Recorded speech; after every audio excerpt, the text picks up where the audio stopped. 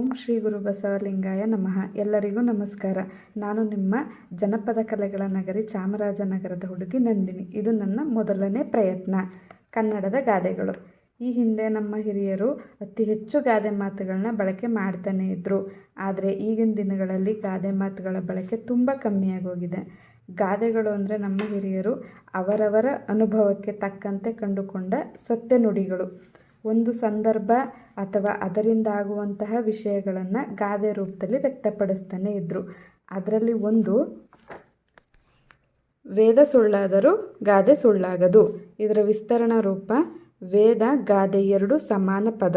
ನಮ್ಮ ಹಿರಿಯರ ಅಭಿಪ್ರಾಯದ ಪ್ರಕಾರ ಗಾದೆ ವೇದಕ್ಕೆ ಸಮಾನ. ನಮ್ಮ ವೇದಗಳನ್ನು ಪಂಡಿತರು ಜ್ಞಾನಿಗಳು ಅವರವರ ಜ್ಞಾನಾನುಸಾರಕ್ಕೆ ತಕ್ಕಂತೆ ವ್ಯಕ್ತಪಡಿಸಿರುತ್ತಾರೆ. ಆದರೆ ಗಾದೆಗಳು ನಮ್ಮ ಹಿರಿಯರು ಜನಸಾಮಾನ್ಯರು ದಿನನಿತ್ಯದ ಕರ್ಮಾನುಸಾರಕ್ಕೆ ತಕ್ಕಂತೆ ಕಟ್ಟಿಕೊಂಡಿರುವುದು. ವೇದ ಜ್ಞಾನದ ಸಾಗರ, ಗಾದೆ ಅನುಭವದ ಸಾಗರ. ನಮಸ್ಕಾರಗಳು.